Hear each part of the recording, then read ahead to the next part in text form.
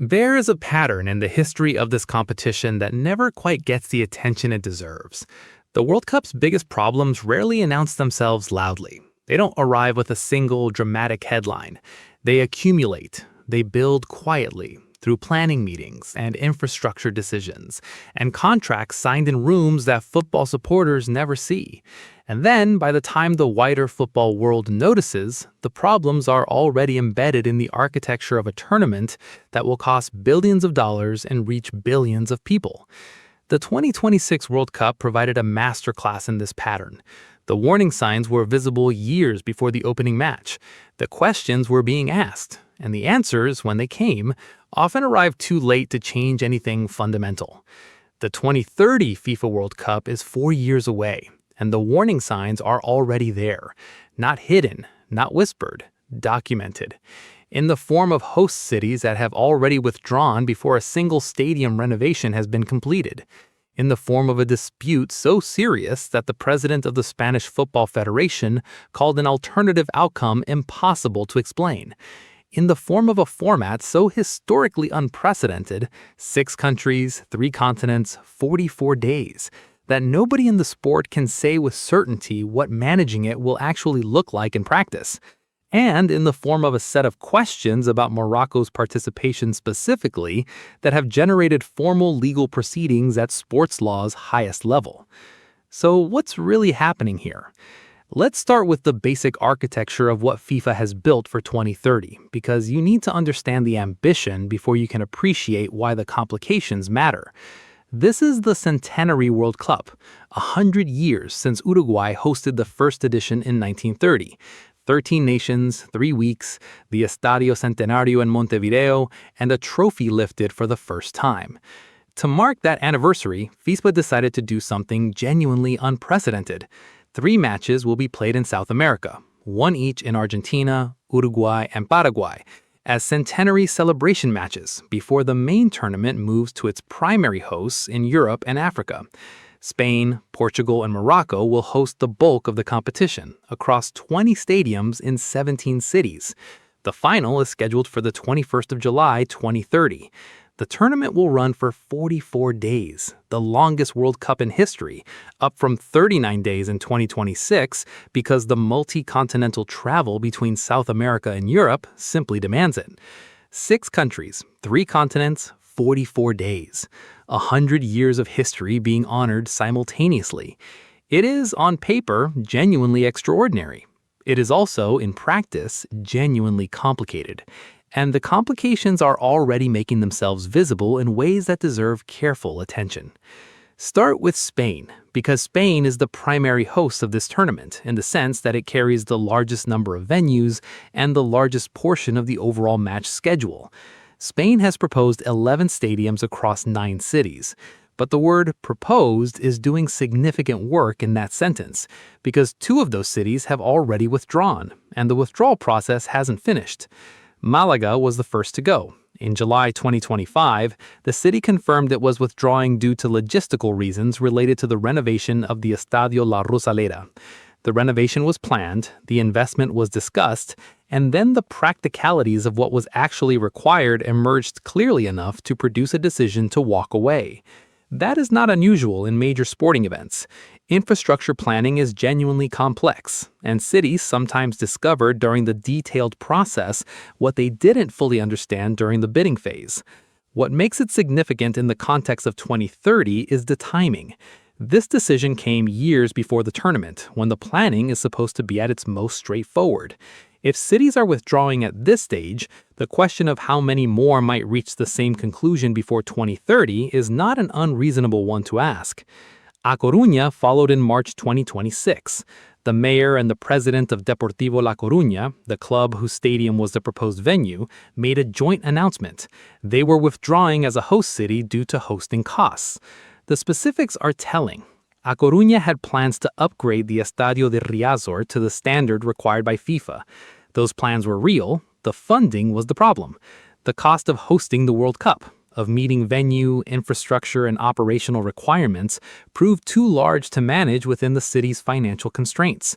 A coastal city, a historic football club, a stadium with its own character and story, gone from the 2030 map because the numbers didn't work. The Royal Spanish Football Federation moved quickly to fill both gaps. It submitted bids for Neu Mestalla in Valencia and the Estadio de Balaídos in Vigo as replacements. There's a specific detail here that's worth pausing on. Both of those stadiums had previously been submitted in earlier rounds of the bidding process and been rejected by FIFA, specifically because their inclusion would have pushed the Spanish total beyond the maximum of 20 stadiums for the entire tournament. The federation is now seeking to include them as replacements. FIFA will make the final decision, but the fact that the replacement candidates are venues that were already reviewed and rejected once adds a layer of procedural complexity to a planning process that was already managing 2 withdrawals. And in San Sebastian, something even more unusual. Residents of the city wrote directly to FIFA in April 2025 asking to be removed as a host city. Not the city authorities, not the Football Federation, residents. A community whose relationship with the World Cup's presence in their city had, before any infrastructure work had even begun, reached the point where a significant enough portion of the population wanted to put that concern in writing and send it to football's governing body. Their concern was over tourism, the worry that staging World Cup matches would accelerate the kind of visitor pressure that several European cities have been managing across recent years. San Sebastian is a beautiful, relatively compact city with a very strong sense of its own character. The idea of it becoming a node in a 44-day global football event generated for some who live there a reaction that the tourist industry analysis behind the bid clearly hadn't fully anticipated. Now here's the story that sits behind all of those host city complications, because a dispute about where the 2030 World Cup final will be played is, in some ways, the most revealing single conflict in the entire planning process so far. Not because it involves the most money, but because it most directly exposes the tension at the heart of a 6-nation hosting arrangement where the 3 primary hosts have different levels of institutional power, different historical relationships with this competition, and different ideas about what the tournament is supposed to deliver to each of them. Spain hosted the World Cup in 1982. It has the Santiago Bernabéu, Real Madrid's home ground, one of the most famous football venues on earth, recently renovated to a level of technical sophistication that few stadiums anywhere in the world can match. It has Camp Nou, Barcelona's ground, whose history and scale speak for themselves.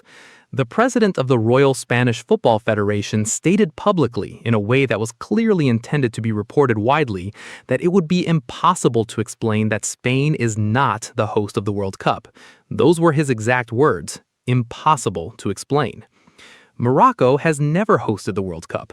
It tried to do so 6 times in 1994, 1998, 2006, 2010, 2026, and only succeeded on the 6th attempt by joining the Spanish and Portuguese bid.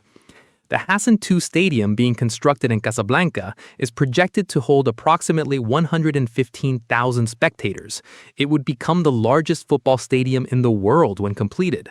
Morocco wants the final. Morocco has been building toward this, and Morocco's argument is that a centenary World Cup hosted across 2 continents, with African football's profile genuinely elevated by the tournament's presence in North Africa, should be capable of hosting its concluding match on African soil. That dispute is genuine, institutional, and unresolved.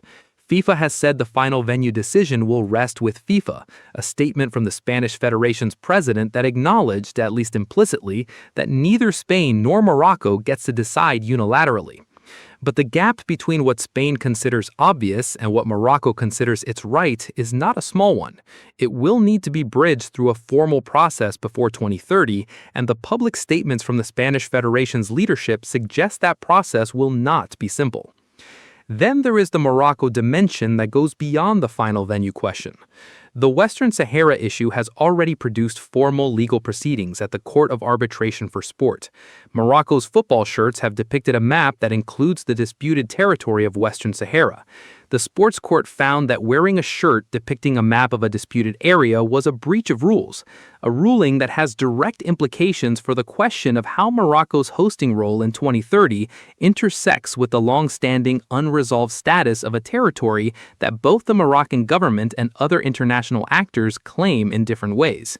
It is a thorny issue, as one major newspaper described it, and it is thorny specifically because it places a question of territorial dispute directly inside the framework of a football tournament that FIFA promotes as existing above such disputes. Think about what the full picture looks like when you take each element together. A 6-country hosting arrangement with a 44-day duration that has no precedent in the sport's history. 2 host cities already withdrawn from the Spanish list before stadium renovation has begun, with replacement candidates being venues previously rejected. A 3rd host city whose residents have formally asked to be removed. A dispute between the 2 largest host nations over where the final will be played. A legal ruling about map imagery on kit that intersects directly with one host nation's territorial claims, and a proposed expansion to 64 teams, floated by CONMEBOL but not adopted, which had it succeeded would have pushed the tournament scale even further beyond anything the sport has previously managed. The historical comparison that matters most here is 2026 itself. That tournament's planning problems were visible years before the competition began. The warning signs were documented, the questions were asked, and the accumulated consequences of insufficient answers arrived in the form of canceled fan festivals, hotel occupancy below forecast, legal subpoenas, and controversies that follow the tournament from its opening day. The lesson of 2026 for 2030 is that multi-nation hosting doesn't work. It is that the problems embedded in the planning phase don't resolve themselves just because the competition eventually begins. They arrive, reshaped by the specific circumstances of the tournament, as exactly the kinds of challenges that the football itself cannot fully overcome. The 2030 World Cup has the potential to be genuinely extraordinary, a centenary celebration played across 3 continents. The Estadio Centenario in Montevideo hosting a match 100 years after it hosted the first World Cup final. Spain's most famous grounds, Portugal's storied stadiums, and Morocco's new Hassan II Stadium all on the same hosting canvas. The football itself, at 48-team scale across a 44-day tournament, will produce moments that nobody can predict and that will define how this edition is remembered by the people who watch it. But the complications are real, specific, and already in motion. Whether they are addressed with the seriousness they require years before the opening match will determine whether 2030 is remembered as the centenary celebration the sport deserved, or as a tournament that repeated the same mistakes because nobody asked the hard questions early enough.